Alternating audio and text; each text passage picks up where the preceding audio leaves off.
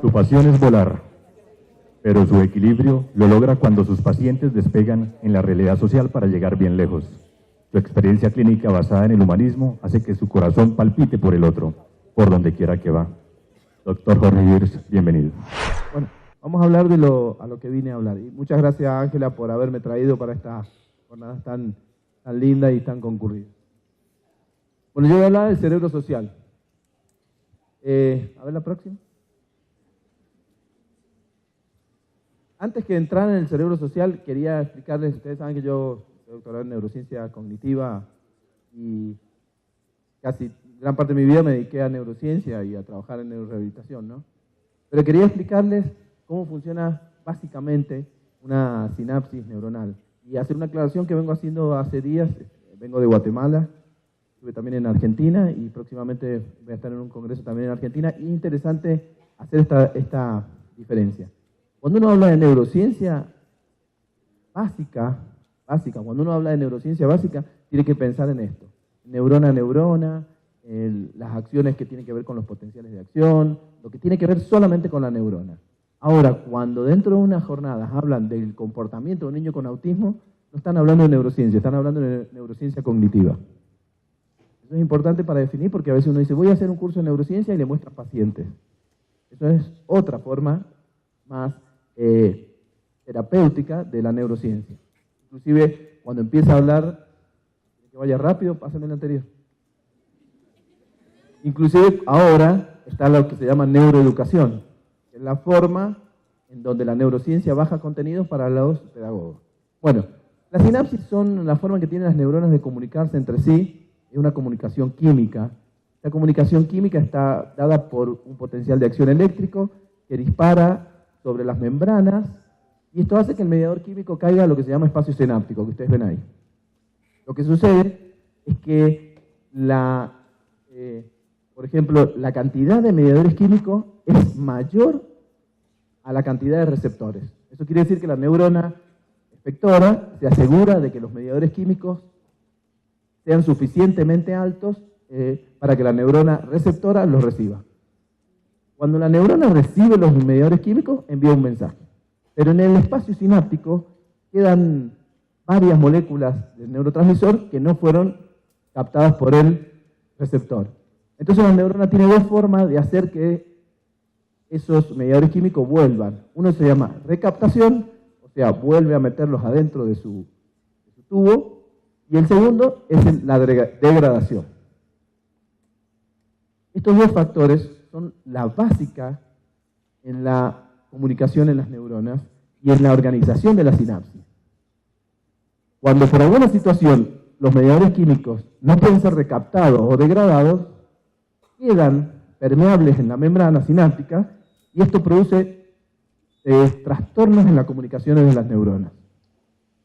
Entonces es muy probable, no voy a entrar en detalles, que empiecen a haber patologías asociadas a esa.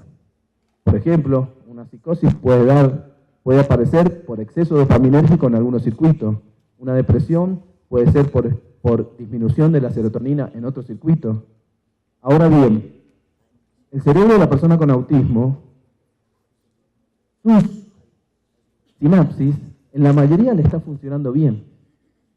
Y cuando las neuronas funcionan bien, el cerebro funciona bien. Ahora, distinto es que él se esté mirando la mano todo el día. No porque exista un exceso de liberación dopaminérgica, serotoninérgica, el niño se está mirando la mano. Está mirando la mano porque aprendió una conducta de mirarse la mano. Digo, ¿por qué? Porque un niño que no tiene control, inmediatamente es mandado al neurólogo ¿para qué? Para que lo medique. La medicación lo que va a hacer es restablecer esto. ¿Pero qué va a restablecer en un cerebro que funciona bien? Porque, por ejemplo, la medicación más común, lo que se llama antipsicótico. Los antipsicóticos lo que van a hacer es tratar de recaptar o disminuir las dopaminas, por ejemplo, en un circuito límbico frontal. Perfecto. Pero ese cerebro está funcionando bien. ¿Por qué se le va a dar una medicación a un niño que tiene su cerebro funcionándole bien? Y bueno, no, ¿sabe por qué? Porque se mira la mano todo el día, corre, no duerme. Eso es comportamental. a menos que el neurólogo determine que no es comportamental y ahí sí necesita una medicación. Pero les aseguro que en un 70-80% es comportamental. Y eso es el mayor de los problemas que tienen hoy los niños dentro del espectro. Tiene un sobreexceso de medicación, porque cuando uno le pregunta a la madre, lo llevé, el doctor le da esto, y le pregunta, sí, pero tiene 10 años y duerme conmigo. Tiene 12 años y se acuesta a la hora que él quiere o ve televisión. Él deambula en la casa. Entonces le dan una medicación para que mejore, para que regule. Y sí, va a estar mejor, porque cualquiera de ustedes que yo le dé una risperidona va a ver cómo duerme toda la mañana. La mamá dice, sí, está un poquito mejor, ya duerme. Eso sí, va a ver a la almohada porque, claro, se desmaya cuando duerme. Esto quería enseñarles a ustedes, mostrarles, porque hay muchos mitos, yo no vine a hablar de esto, pero hay muchos mitos, y lo hablamos con la doctora Ángela, sobre esto. Y es importante entender que la primer forma de recuperación en un cerebro que está funcionando dentro de lo que nosotros llamamos espectro autista es la terapia, no es la medicación. Es la terapia. La terapia tanto en la institución como en la casa y los sistemas que después la doctora Marcela va a hablar sobre los sistemas familiares, cómo funcionan, son la solución que hoy más fácil podemos encontrar, pero que más difícil se hace en la práctica. Bueno, la próxima. Esos son los problemas comportamentales, la próxima. A esto vine a hablar yo, si no que eran 2 minutitos de lo otro. Recién cuando escuchaba a la doctora Tatiana también hablaba sobre el sistema nervioso y cómo funciona y cuál es la forma en que las personas con autismo se expresan. Nosotros tenemos que entender que nuestro cerebro es un fuerte traductor de la realidad. Y nosotros los seres humanos hemos evolucionado, ¿por qué? Después si quieren, todo eso me lo piden y yo se los mando por correo electrónico, no hay problema. Son 8 diapositivas. Nuestro cerebro evolucionó por 2 cosas importantes. Primero porque conseguimos hablar. Metimos un código y eso lo traducimos. Pero antes de hablar, nosotros empezamos a tener muchos lazos sociales. Entonces, lo más importante para el ser humano es integrar acciones con otro humano. El otro día hablaba de un experimento que se hizo muy interesante con monos que tenían una edad similar a los humanos entre 4 y 5 años, y humanos, o sea, niños con 4 o 5 años, cuando se les da una tarea, los monos no podían evolucionar esa tarea porque intentaban hacerla sola, mientras que los niños de 4 o 5 años cooperaban entre ellos. Eso significa que los niños empiezan a establecer criterios de relación que son extremadamente complejos, pero muy importantes. Uno de los criterios de relación que son muy importantes es mirar a los ojos a otra persona y tratar de entender qué está pensando la otra persona. Eso resulta siempre y cuando uno no llegue a las 5 de la mañana a su casa y está la esposa esperándolo, ¿no? Ahí no va a haber forma de entender. Y uno está pensando, qué piensa, pero no lo va a entender. Entonces, nosotros tenemos todo un cerebro social. Cuando uno habla de cerebro social, tiene que pensar en circuito social. Y el circuito social involucra a todo el cerebro, tanto el izquierdo como el derecho. Involucra partes subcorticales, o sea, partes muy primitivas como partes muy complejas del lóbulo frontal. Y entonces nosotros empezamos a desarrollar, a través de un grupo de neuronas que ya les voy a hablar, que se llaman neuronas de espejo, la capacidad de poder entender a otros y así, de eso, sacar nuestras propias conclusiones e interactuar. Cuando nosotros empezamos, Michel Arvid hace toda una teoría sobre la forma en que las neuronas de espejo nos permitieron a nosotros entender los gestos de otra persona. Por ejemplo, yo le digo a ella, bueno, va a dejar nomás, 2 gestos, vení y quédate. Pero si le hago a ella, me mira como diciendo, voy al rato y le digo, hace 2 horas que te estoy llamando. No tiene nada que ver el gesto con lo que estoy haciendo. Quiere decir que muchos gestos empiezan a decodificarse, pero no solo de la mano, sino de la intención y de los ojos. Pero ¿qué pasa si uno estuviera deprivado de esa posibilidad? Empezaría a mirar otras cosas. Y entonces se piensa que las personas con autismo privados de esa interacción del circuito social, empiezan a tener intereses que no tienen nada que ver con la interacción social. Y a partir de ahí se empiezan a deteriorar la relación con los demás. Y es como decía la doctora Tatiana, no es que no entiendan, se les hace difícil y se les hace más fácil hacer lo otro. Es como que no tuviesen la facilidad para poder encaminar su cerebro a interacciones sociales y mucho más fácil sea para tener interacciones con ellos mismos. ¿Cuáles son las partes del cerebro que se involucran? Los procesos cognitivos que subyacen a las conductas sociales son extremadamente diversos y existe cada vez más información acerca de sus sustratos neuronales. La corteza ventromedial prefrontal, cuando uno dice esta palabra, dice, ¿dónde estará la corteza ventromedial? La van a encontrar con rojo, ahí, es lo que se llama corteza orbitaria, y es la parte del cerebro que nos permite entender qué está bien y qué está mal éticamente. Por ejemplo, yo no me hubiera puesto nunca este moño si Ángela no me hubiera insistido. No insistió mucho, pero para mí hubiera venido de otra forma. Pero bueno, yo asumí que era más interesante venir con moño. Después me lo saqué recién y 3 personas me dijeron, ¿por qué no te lo pusiste? Ponételo. Y medio como ahorcado ahora. La amígdala cerebral, siempre aclaro porque de verdad se lo digo. En una universidad una vez me preguntaron, a mí me sacaron las 2 amígdalas, ¿qué pasa? No, de verdad, lo digo. Yo no sabía si reírme o no, porque no sabía si era un chiste o no. Pero, bueno, está bastante complicado este hombre. Bueno, la amígdala cerebral lo que te permite, básicamente, en los bebés, es asumir situaciones que son peligrosas o satisfactorias. Entonces el bebé se acerca a lo que es gratificante y se aleja a lo que no. Pero la amígdala lo que hace primeramente es reconocer caras. Y reconoce caras de miedo, lo que tiene que ver con el miedo, lo reconoce fácilmente. Y las conductas que tienen que ser evitativas.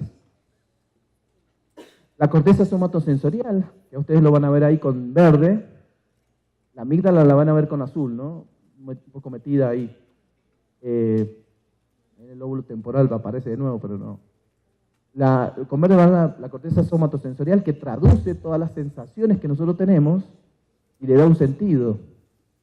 No es lo mismo, bueno, voy a agarrar a otras personas, que yo le doy la mano a él y haga cara ¿sí? O haga cara de político y... que los políticos miran mucho a los ojos, ellos están, ¿cómo se dice? Coacheados, tienen un coaching.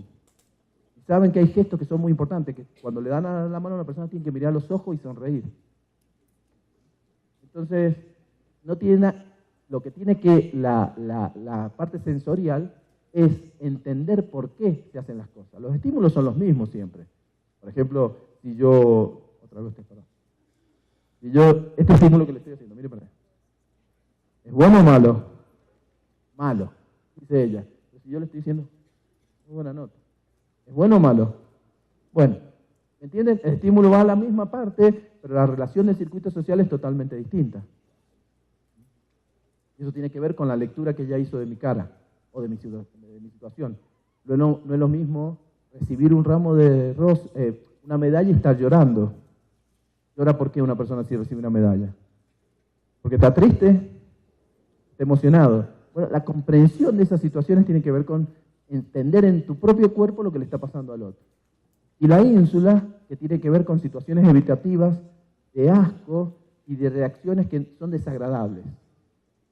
Personas, por ejemplo, que están con trastornos insulares, pueden comer, y esto se han hecho muchos experimentos, Solati ha hecho muchos, sobre personas que pueden comer viendo a otras personas vomitar. O sea, videos de personas que vomitan al lado. ¿Y por qué no les da asco? Porque nosotros pensamos en eso y ya inmediatamente te puede dar asco. Entonces, estas 3 áreas, estas zonas, integran un circuito.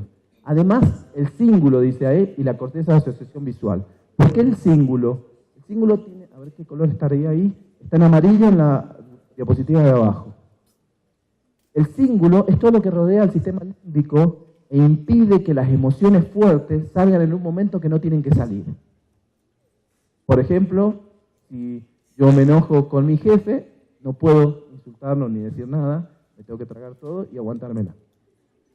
En otro momento, ¿qué pasaría con un niño si quiere una situación y la quiere y la quiere y la quiere? Podría entrar en una crisis, en una angustia que van a hablar enseguida. ¿Por qué entra en crisis? Porque el cíngulo es permeable. Entonces todas las emociones van a salir y él no va a entender realmente lo que él quiere es inflexiblemente una conducta, no ser registrada como positiva. Todas las emociones violentas pueden salir con una permeabilidad increíble. Entonces el cíngulo a nosotros nos permite atarnos día a día a las relaciones que tenemos emocionales y cognitivas. Hay un experimento muy interesante también que lo pueden ver en el YouTube, y es ver cómo los niños pequeños, su cíngulo no funciona todavía de una forma correcta. Entonces le dice, mira, te doy un chocolate, vengo dentro de 2 minutos, cuando vengas, si no te lo has comido, te doy otro. Los niños pequeños de 3 años, cuando vuelve el experimentador, tienen toda la cara llena de chocolate. Mientras que si eso le hace a un niño de 5 o 6 años, está esperando el segundo chocolate. ¿Por qué? Porque tiene justamente el cíngulo que es fuerte para inhibir lo que se llama emociones prepotentes o reacciones prepotentes. Son lo primero que te viene a la cabeza. Entonces, cuando el cíngulo está funcionando perfecto, y cuando está funcionando todo este circuito social, nosotros podemos adivinar intenciones de las personas y podemos establecer relaciones. Yo, hoy tuve que mostrar esta diapositiva, si no les hubiera mostrado un video donde nosotros repetimos un experimento con unos niños y les regalábamos figuritas del mundial. Y entonces venía un terapeuta y le decía, ¿cuál es tu figurita favorita? Obviamente va a decir Messi, ¿no? Messi es mi figurita favorita. Entonces, no va a decir James, ¿no? Bueno, entonces dice Messi, bueno, perfecto. El terapeuta agarraba, se la metía al bolsillo y se iba. Y él se quedaba con la figurita que menos le importaba. Entonces venía otro y le decía, ¿te la llevo? Bueno, toma. Y le daba otro. Cuando se lo hacíamos a niños pequeños, que no tenían esta relación de circuito social, volvía el terapeuta y le decía, ¿cuál es tu favorita? Porque le dábamos y volvía a decir Messi, y la persona se la volvía a llevar. Mientras que cuando tenían 5 o 6 años, y algunos con 4, señalaban otras para que la persona se llevara la otra figurita. Eso significa que ya está leyendo la mente del otro, y que ya entiende la relación en el circuito social que se la va a robar o se la va a llevar. Y esta acción tan simple es extremadamente compleja en personas con autismo. No solo compleja porque no la entiendan, no pasa por ahí, sino porque no pueden a veces, y ahí es donde el lóbulo frontal empieza a funcionar mal, tomar decisiones alternas. Si no existe un solo camino, y ese camino es inflexiblemente el que quieren tomar siempre. Entonces cuando uno empieza a pensar en las funciones ejecutivas de un niño con autismo, empieza a plantearse si realmente la toma de decisión no es porque sea mala o buena, sino porque es la única alternativa que tienen desinformado por un circuito social funcionando mal. La próxima. Bueno, acá son los córtex. Esto es medio como aburrido, pero me obligaron a que les diera esta... No. Interesante. A mí que me gusta la neurociencia, por lo menos. El cerebro social tiene áreas que funcionan en una forma determinada y funcionan en formas separadas, pero cuando nosotros tenemos que tomar una decisión que tiene que ver con relaciones sociales, van a funcionar todas juntas. Yo no tengo acá para mostrarles, pero les mostraría resonancia magnética funcional de niños con autismo tomando decisiones y cómo su circuito social está más frío. Y empiezan a tomarse y se ilumina mucho el lóbulo frontal. O sea, quiere decir que a veces están tomando una decisión sin tomar en cuenta al circuito social. ¿Y cómo van a estar tomando la decisión? Con la impulsividad, emocionalmente. Entonces dice el córtex prefrontal medial, como le dije recién, la amígdala, el córtex somatosensorial, el área fusiforme. El área fusiforme, ¿qué es lo que hace? Reconoce caras en el lóbulo temporal.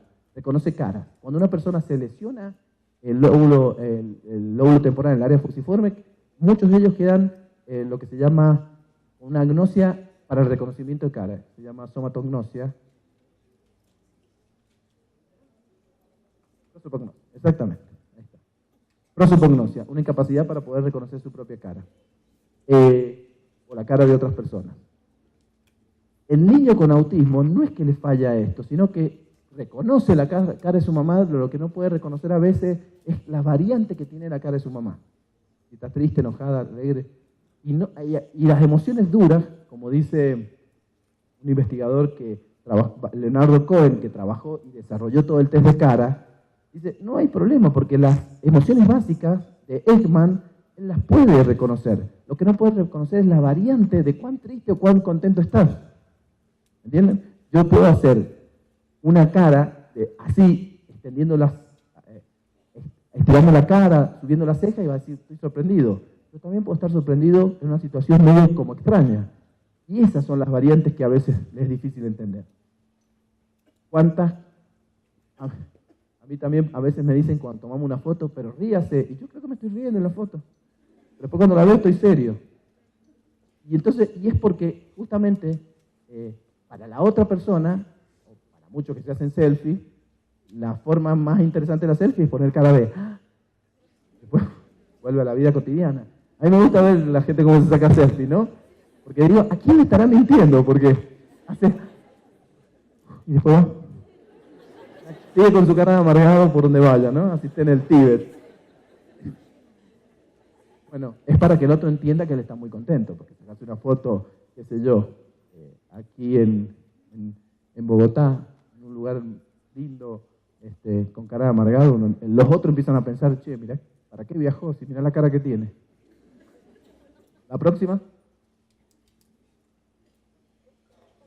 Entonces, a partir de que uno establece la cognición el cerebro social, aparece el concepto de cognición social.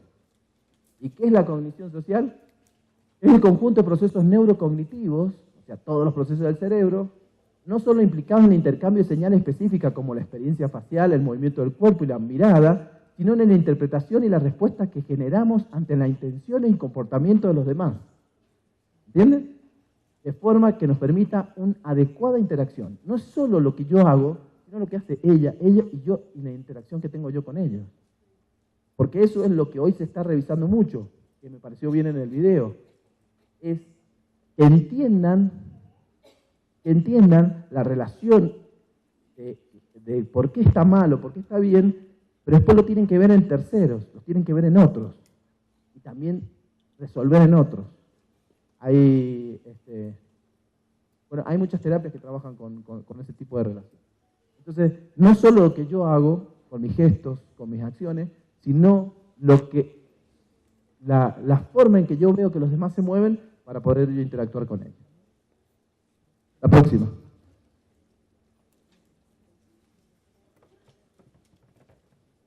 Bueno, este es Rizzolatti, que está ahí arriba, y ahí voy a hablar un poquito de las neuronas de espejo. Las neuronas de espejo son neuronas bimodales, nada más. Son neuronas que están en el cerebro y que nos permiten a nosotros, en alguna forma, mapear la intención del otro y ponernos en el lugar del otro.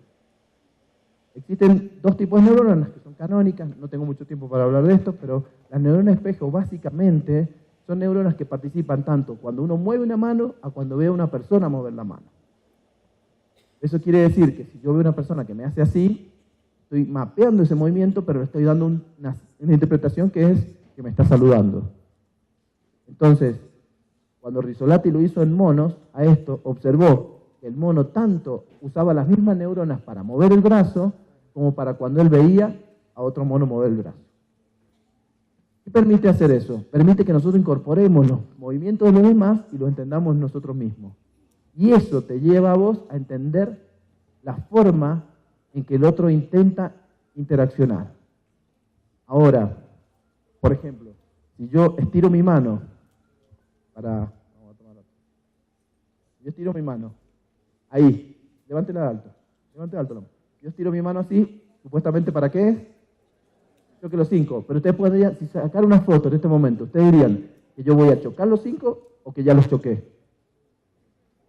No se puede saber, pero en una foto no se puede saber. Bueno, la cuestión es, levante la mano, la cuestión es que las neuronas espejo nos van a poner en ese lugar, pero nosotros, si vemos situaciones estáticas, no vamos a poder determinar qué pasó. Punto número 1. Y tampoco nos van a poder decir las neuronas espejo porque yo le voy a decir que choque los 5.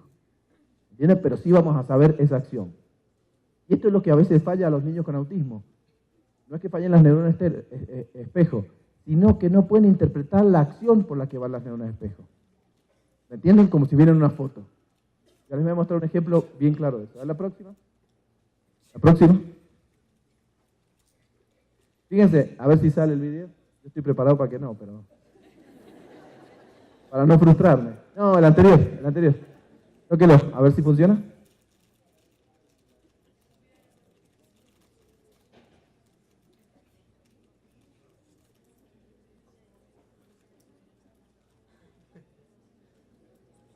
Por lo menos, bueno, ya Tatiana, no me frustro. Ya sabía que... Ahora viene esto. Yo no pienso ir para allá. Si no sale, no sale. Bueno, entonces... Ya se enseña allá. Sí, ya me di cuenta. Bueno, entonces les quería mostrar cómo las neuronas espejo pueden hacer... Hay un video donde un chico intenta hacer las acciones que están haciendo los demás, mirando e imitando. Pero no está. Así que... Y también quería mostrarles un video, muestren el segundo, a ver si pueden, el segundo video, si no. Quería mostrarles cómo, a ver, ¿se van a poner? Pasen al próximo video. No lo van a poder poner. Después vemos si lo ponemos al último, el que viene.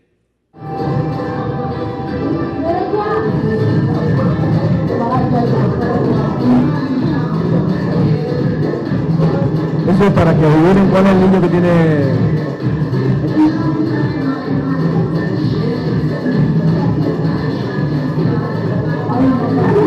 Lo interesante de esto...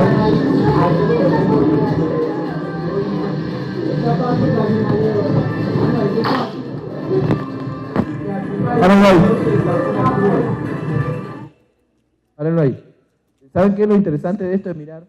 Es como él no puede anticipar. No es que no puede imitar, porque hace los mismos movimientos de los otros. Pero fíjense los otros niños, cómo van como un segundo o un milisegundo adelantado. ¿Por qué? Porque ya entiende la intención. Él solamente se beneficia cuando la ve y la repite.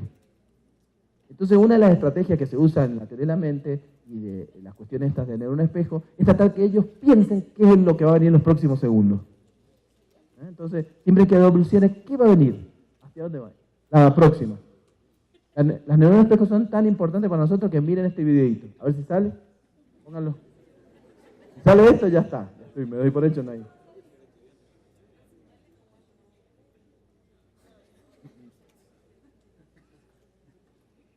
Sigue el mismo paso. Bueno. Me pasó lo mismo en el segundo video. ¿Viste que te hacen ilusionar como que manda todo? En el segundo. Bueno, mientras esperamos el otro, entonces...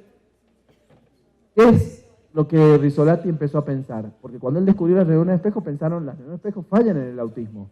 Y él mismo dice en un libro que es tan complejo el autismo que no se puede pensar en un grupo de neuronas que funcionen mal. Entonces no fallan las neuronas espejo en un niño con autismo, sino lo que está fallando es justamente todo el conjunto del circuito social. ¿Y por qué son tan diferentes los niños con autismo? Porque hay partes que le funcionan mejor que otras a cada uno de ellos. ¿Entienden? Por ejemplo, cuando recién hablando de un componente visual, puede que funcione mal el tálamo, puede que funcione mal la amígdala, puede que funcione mal el cíngulo. Y entonces eso te va a dar distintas formas de TEA. A ver, ¿se puede? Bueno, como decía el chavo, lo sospeché, ¿eh? Vamos a la próxima. Fíjense, vamos a hacer un ejemplo, vamos a traer una persona acá. Venga usted. Y la que está al lado que no hace contacto visual conmigo, no importa. ¿Cree que porque no me haga contacto visual no voy a ver? Pónganlo, sigan con las diapositivas. Vamos. La diapositiva. Ahí está. ¿Qué está? Miren, vamos a hacer, este es un test de Uta Fritz. Un test muy lindo. ¿Qué están haciendo los triángulos?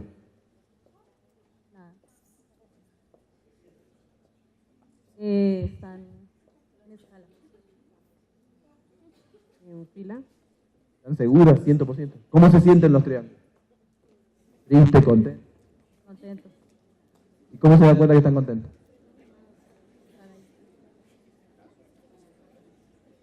Contento. Toda esta información está en el lóbulo frontal. Vamos a la próxima. Una sola más. Ahora les ayudé un poquito más. ¿Cómo se sienten los triángulos? Acompañados. ¿Y cómo saben? Siguiendo una orden. Porque hay alguien al frente dándoles como una información. Yo lo veo atrás. Bueno, todo eso está en el lóbulo frontal. Ahora la información va a pasar al circuito social. La próxima. Ahora pasa al circuito social. ¿Qué están haciendo los triángulos? Están imitando. Están corriendo. Que sepa que le hagamos un test después.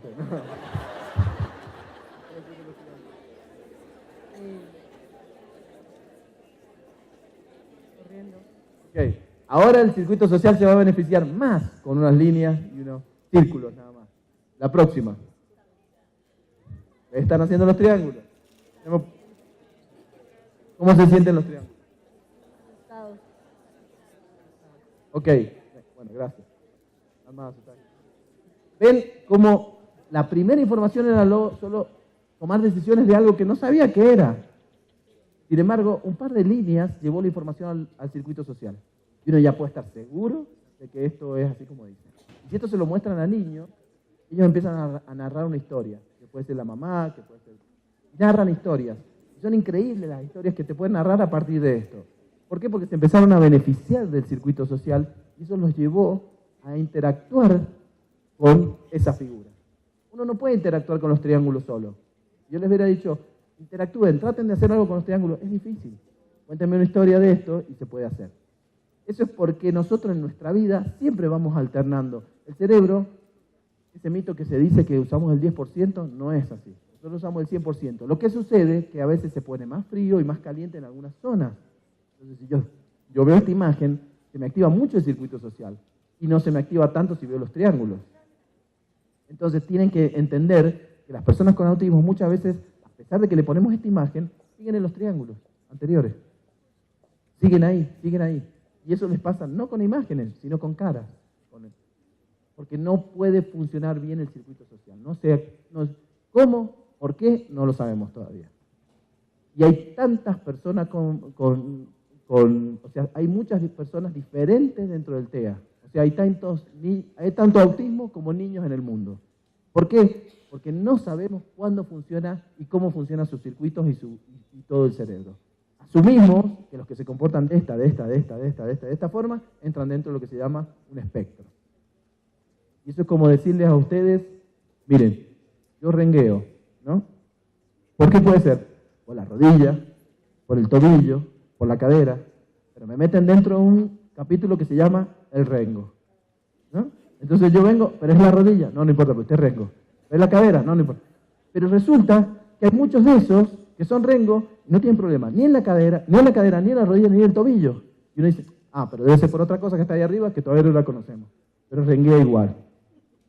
Nosotros siempre vemos el síntoma, pero no entendemos todavía qué está pasando. Y metemos a todo dentro del TEA. Bueno. A ver la próxima, ya no me acuerdo ni qué viene. La conclusión. Miren, antes que me olvide, dos cosas. El que quiera le mando esta presentación, me escribe un correo electrónico. Yo en Argentina estoy dando una serie de ateneos que empiezan en abril, que son clases online gratuitas. Si alguien quiere, son clases de neurociencia cognitiva gratuitas. Ese es mi correo electrónico. Lo que tienen que hacer es escribirme y pedir que les dé la forma para acceder a las clases que van a hacer todos los jueves a partir de abril. El que quiera la toma y el que no. Yo les explico ahí al que me escriba cómo tiene que acceder. ¿Sí? No es curso, no es obligatorio, pueden tomar una clase, otro no. Los temas van a estar siempre ahí y ustedes van a poder elegir. ¿Y qué otra cosa? Ángela.